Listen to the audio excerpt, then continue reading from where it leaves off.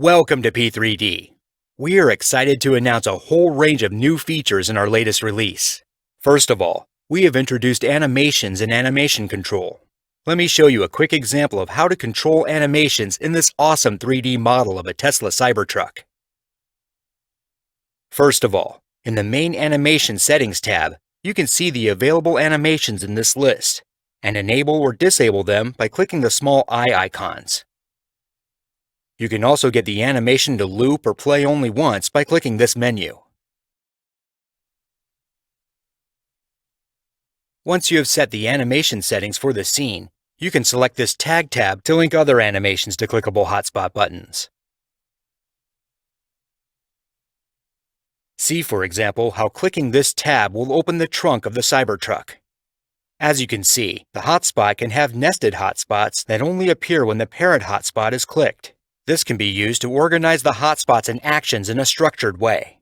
For example, this nested hotspot will show an animation of the internal trunk. And if I now click outside of the hotspot, it will zoom back to the parent hotspot. And if I click again, I will go all the way back to the start. Click this plus icon to create a new hotspot. Let's add a new animation control that opens the front trunk, or frunk of the truck. And let's attach this hotspot to the trunk of the Cybertruck.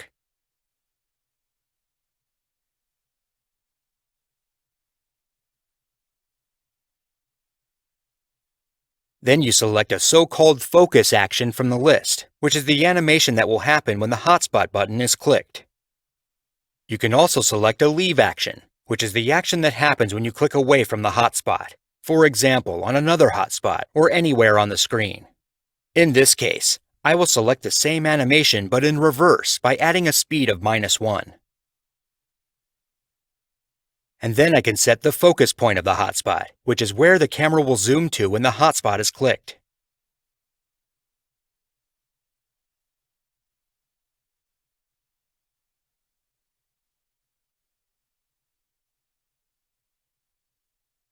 Once this is saved, you can click the hotspot button and you can see that it opens up the frunk of the Cybertruck.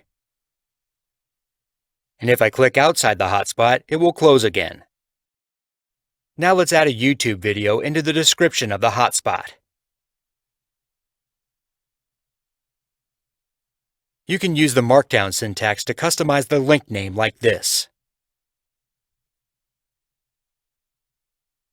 By clicking this checkbox, I can get the video to play in a pop-up within the viewer.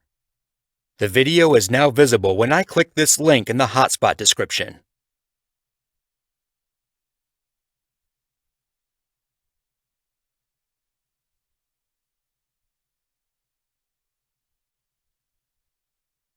Thank you for watching this quick introduction to the animation features of P3D In. Please continue this video on how to get started using the P3D In service. We, at P3D, have been serving 3D content for thousands of professional users, from all over the world, for more than 10 years. In the following, I am going to show you a quick introduction to some of the key features of our 3D platform. How to upload a model to P3D and configure it. Once you have completed P3D registration, you get to the My Gallery view. You can quickly upload a new 3D model by clicking the New Model button in the top right corner and go into the file selector. You can also drag and drop models into the file selector. We support any of the major 3D file formats, such as .obj, gltf, .glb, .stl, .fbx, etc. Once you click the Select File button, you can choose a file to upload. Before saving the file, you can inspect it in the viewer from multiple angles, drag it around, zoom in, and so on. On the left-hand side, you have a number of different controls, whereby you can change a myriad of different settings. For example, you can select the glass material of this model here. You can, for example, change the transparency of the glass by sliding from side to side. I'm going to choose a nice tainted glass color for the windows. You can select the car paint material here, and as you can see, it's using a texture, in the form of an image texture file. This is also where you can add new textures, by clicking this button and searching for a texture file. This particular texture has all the nice details of this model, such as the model number and color details. You can also change the default and front camera views. For the front view, you can set the angle that represents the front of the 3D model. You can also click to set the default camera view. Once you are happy with your edits, you simply press Save Changes. And this is the moment where the model gets uploaded to the server, and saved to the server, so it's important that you wait until this completes, and the model reloads. How to customize the viewer. Next we're going to look at how you can customize the viewer. If I click this little eye icon, I can add different lightings to the scene, which is basically selecting from so-called HDRI lighting environments. HDRI environments represent realistic background lighting from different real-world scenes. And as I click on these different environments, you can see how the reflection in the paint, the color textures changes. I'm going to choose an outdoor environment here to make this particular model look more realistic. I can also set the intensity of the light source, and the rotation of where the light source and environment is, compared to the model. I can also set other things like perspective and field of view. If you're familiar with photography, then you will know what field of view and focal length means. I can also set a background, for example a red or white background, etc. And I can enable or disable augmented reality. Note that all your AR models work directly in mobile browsers with no app download. And you can set the scale of the AR model automatically or manually here. How to enable collaboration. The next thing we're going to look at is sharing in collaboration. I can invite collaborators to either view, edit, or manage a model. And here you can see the model URL. I can also decide whether this should be a public, unlisted, or private model. How to embed a model. Let's look at how to share and embed this model.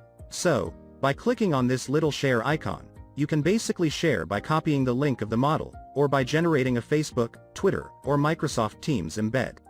You can also click on a forum, but the most interesting thing here is probably the iframe embed code button. This generates an iframe embed code that is embeddable on any website.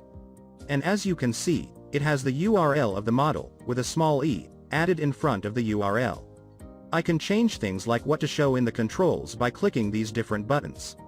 These are some of the controls and buttons that modifies your embed, for example, an AR control to let your users show the model in augmented reality, a full screen control, etc. You can also decide whether your users can zoom, rotate, and pan, drag the camera view. Or I can set things like a border shadow and so on. All of this will then generate one line of code that you can drop into a website's HTML code to generate a fully interactive 3D view of the model, without any branding and with your customized 3D controls. How to add hotspots. The next thing I'm going to show you is how you can add annotations, or hotspots, to the model. So let's create a new hotspot and focus on the cockpit, and add some description to it. In this description, you can have links in the markdown format. As you can see, it will show up as a link that you can click, in this case to see a video. Then, you can click the Place Hotspot button to attach the hotspot to the model at a particular area or location of the model, in this case the glass of the cockpit. Then you can zoom in and set the camera view for this particular hotspot. Once you click over here, the camera icon, the camera view will be saved when you press the Save Changes button. As you can see now, the model will reload. Once the model has reloaded, you can press the hotspot to zoom in on this particular hotspot. You can place web links, images, video and other content in the hotspots or annotations. Thanks for watching this short introduction. Please scroll down on our home page to find more information.